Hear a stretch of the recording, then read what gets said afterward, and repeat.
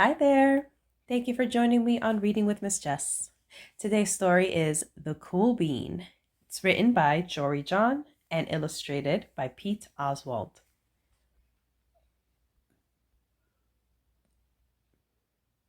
Watch out. Here comes the cool beans. The cool beans. Oh yeah, check out how they move. Look at the way they swagger. Notice their sunglasses? Yow! The cool beans are known all over school, from house to house, across town, beyond county lines. In the olden days, last year, we were all one big pot of beans. We were a mixed bag, but somehow it worked.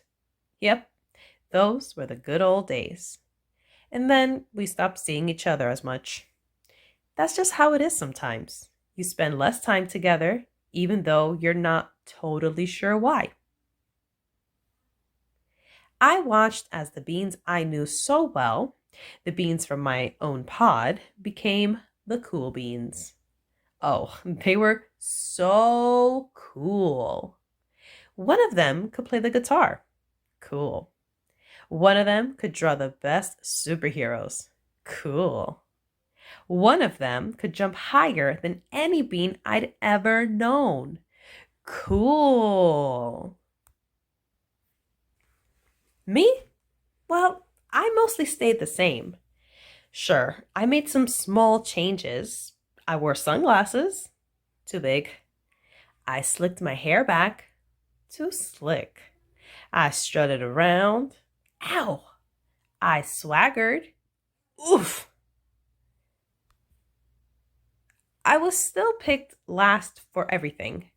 My clothes never seemed to fit. I snorted when I laughed. I walked into stuff. I was an uncool bean for sure.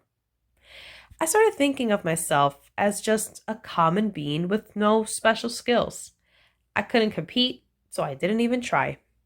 I'd never be a cool bean.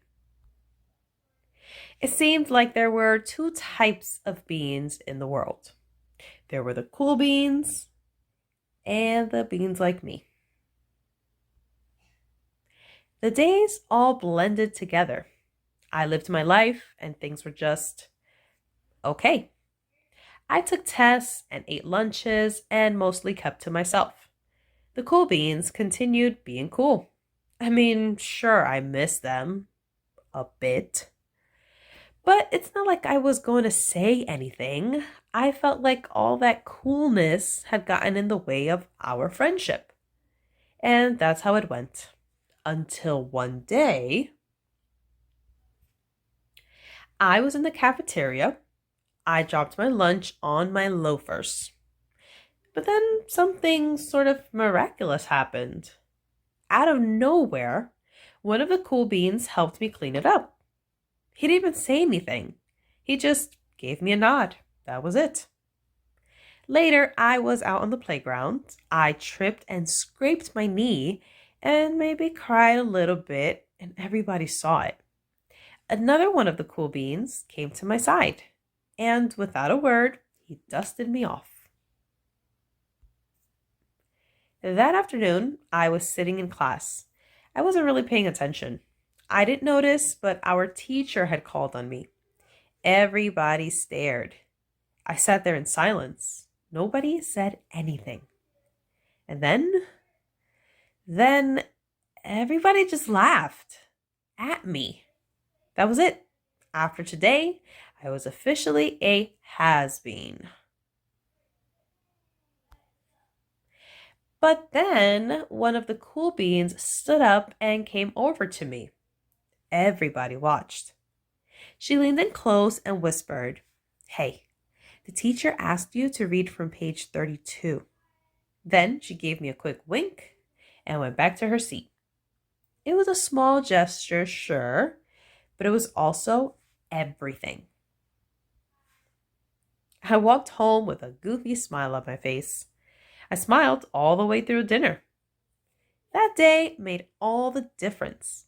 It was a day that could have been really bad if not for the kindness of a few cool beans. It gave me a shred of confidence. That shred of confidence has continued to grow. Somebody had my back, or a few somebodies. After that, I started hanging out with the cool beans again. Not all the time, but sometimes. At lunch, after school, even on the weekends. Throughout all of this, I realized that it's not about how you look or any of that other silly stuff. It's about a wink or a nod or a smile at just the right moment. It's about dusting somebody off, helping them up again, and pointing them in the right direction. You need a hand? Yes, please. Now that's cool.